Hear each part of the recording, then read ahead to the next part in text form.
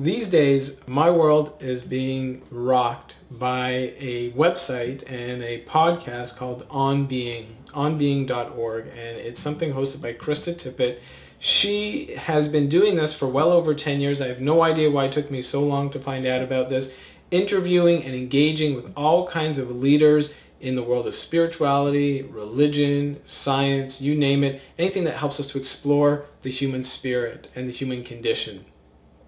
I have learned so much in just a few weeks of discovering this, and one of these interviews that she had was with a man named Jon Kabat-Zinn. Jon Kabat-Zinn is one of the forefathers, the pioneers of stress research and reduction, of how we can use mindfulness and meditation as a way to help combat issues of stress and all kinds of illnesses such as heart issues or cancer or diabetes or you name it, that are in part the result of stress, and that when we are stressed in our lives just help kind of exacerbate those things. So by building in meditation practices into our life, we can really fight all of that. So one of the things that he was talking about that was just such an aha moment for me was just introducing the whole concept of mindfulness. And the notion is that in the East, where mindfulness and these meditation kind of practices come from for the last 2,000 or more years,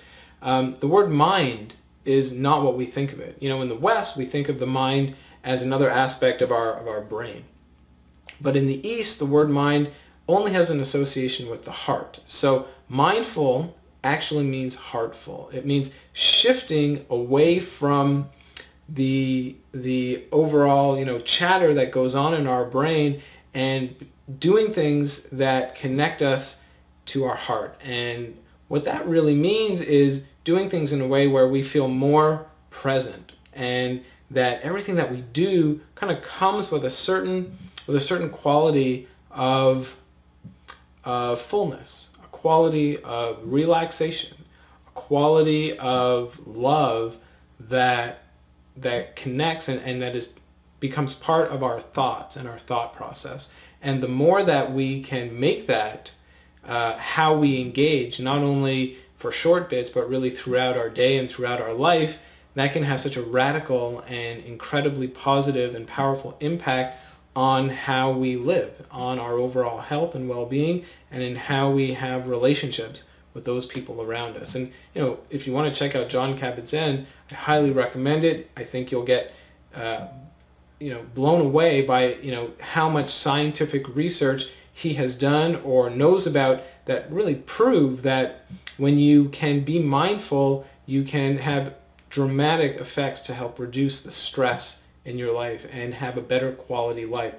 And why it also really is that aha kind of feeling for me is because that's what Thai massage is. If anything, Thai massage is like ongoing training in how to take mindfulness and move it from something that you just feel inside you as an individual and help to take it out there and put it into the world. In fact, what I've always taught at the core of Thai massage are 4 pillars. And the very first pillar is meditation, mindfulness, meditation, and metta. And in fact, as I've gone deep to understand what Thai massage is all about, I've always said that even though I give these 4 fundamental pillars, there's really just this one.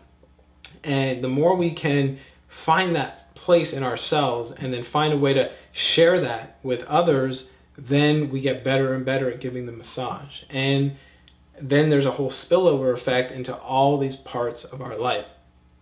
So, it's when I come across teachings like that, it just helps reinforce the whole notion of how fundamental massage is, how fundamental touch is when it is done in this mindful kind of way. And I wanted to share that with you today. And I wanted to encourage you to do some kind of mindful practice. So if you're not already doing some kind of formal meditation, I don't want you to be overwhelmed about what it is, because all that you really need is your breath and to become aware of your breath.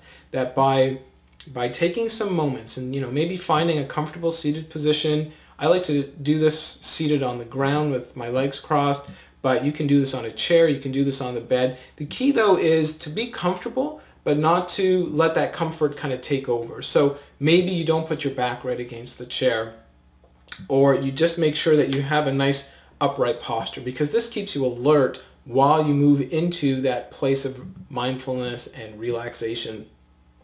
And then you just find your breath. You feel how you're inhaling, and then you feel how you're exhaling. And you repeat, and you repeat.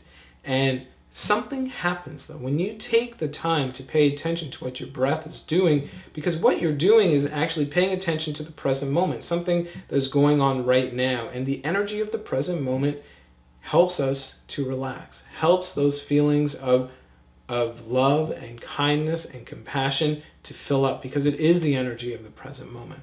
So that's what I want to leave you with, just to spend a few minutes each day, 5 minutes if you can, even 1 minute, 10 breaths, just paying attention to your breath in that dedicated kind of way.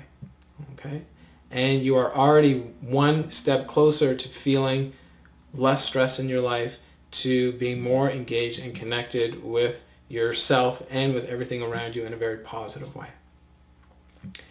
If you are watching this anywhere else except for my website at stilllightcenter.com or shaiplonski.com, please head over there, leave me your comments, your feedback, your questions. I'm always in there answering questions and engaging with people. You'll see all kinds of videos and other writings about Thai massage and about mindfulness. So please check that out. Have yourselves an amazing day.